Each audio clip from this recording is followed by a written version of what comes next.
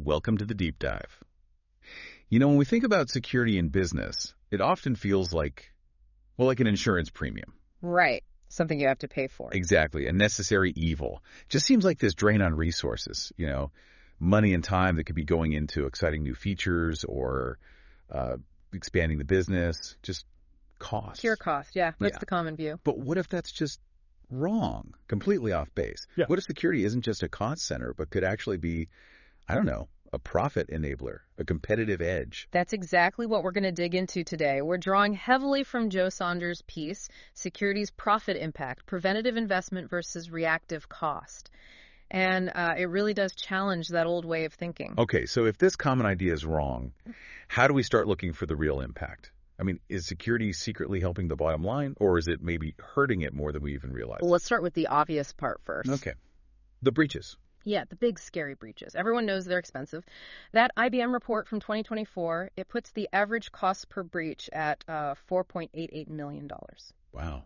Yeah, nearly $5 million. That's definitely not pocket change. A huge hit. A huge hit, absolutely. And yet, that number, it really only scratches the surface. Oh, how so? Because the truly insidious thing, the real damage, often comes from what we call operational drag. It's caused by reactive security. Operational drag, like friction. Exactly. Think of it like this constant unseen friction slowing everything down. It bleeds resources, it bleeds time, long, long before any actual breach might happen. That makes sense. So it's not just the big bang of an attack, it's this constant drain. Yeah. It gets you thinking about those hidden costs. Yeah.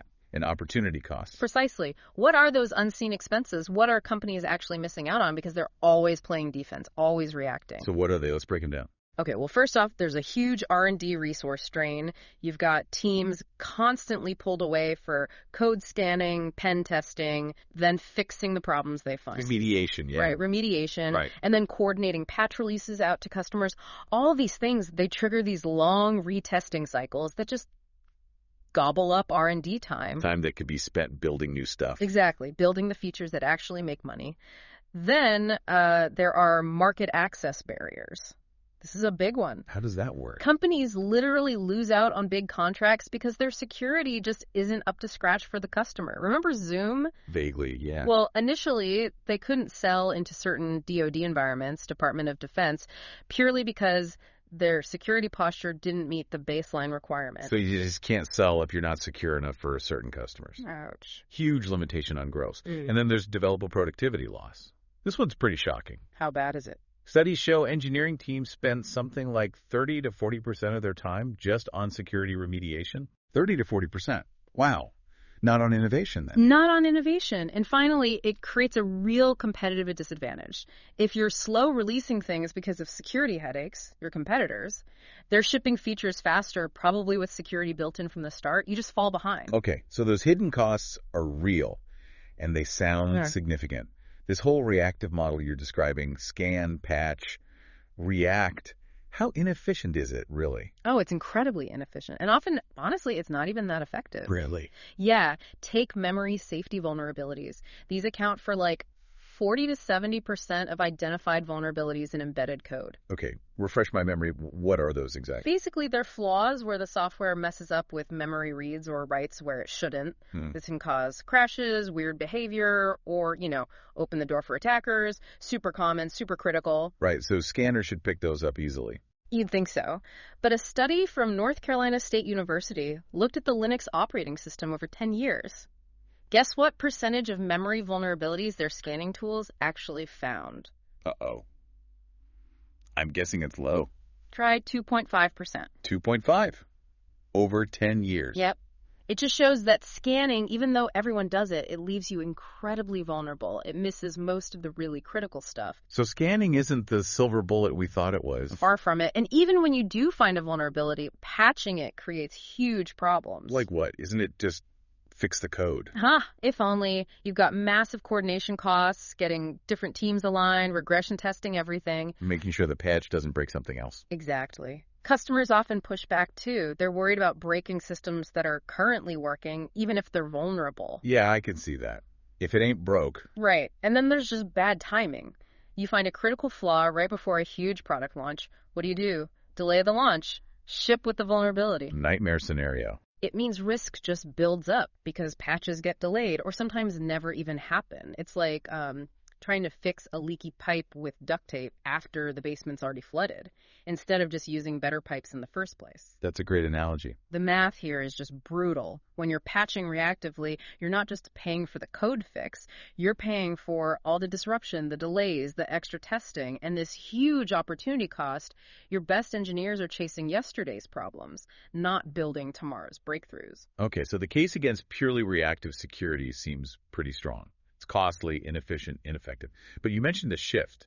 This is where it gets interesting, right? How can security possibly flip from being this margin killer to an actual competitive advantage? Right. This is the pivot point. It comes down to fundamentally changing when and where security happens. Okay. Instead of chasing vulnerabilities after they're already in the code, which we've seen is kind of a losing game, the real game changer is what's called runtime security. Runtime security. Explain that.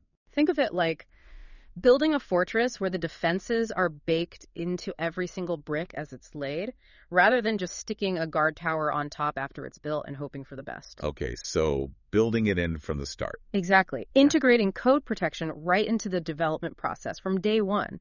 It's designed to prevent these vulnerability classes from even forming or being exploitable in the first place. That's what changes security from just a cost into a strategic asset. So it stops the problems before they start, basically. That's the core idea. And we're seeing real measurable impact. We know one software maker, a customer, saved over $1 million a year. $1 million just from this. Yep, mostly from drastically cutting down their patching efforts and the associated chaos. Wow. And another example, an industrial automation company. They make HMI products. The control panels, right, for factories and stuff. Exactly. Human-machine interfaces. Stuff that's often in critical infrastructure and really hard to update or patch frequently. They implemented this runtime protection approach. Wow. They saw their attack surface the number of ways an attacker could potentially get in reduced by 70%. 70% reduction in attack surface on critical infrastructure. Yeah. That's huge. That's not just saving money. That's massive risk reduction. Massive. And the beauty is this kind of protection works while the system is running in real time without messing up performance or needing complicated changes after deployment. Okay. That's seriously impressive. $1 million saved here, 70% risk reduction there. This isn't just theory, it's delivering tangible results. Absolutely. So those are great technical wins. But let's zoom out again. If a company adopts this more proactive runtime security mindset, what does that mean for the whole business? What are the ripple effects? The ripple effects are pretty wide-ranging. First, you get much faster time to market. Because you're not constantly hitting security roadblocks. Precisely. Those security-driven delays in your release cycles, they start to disappear.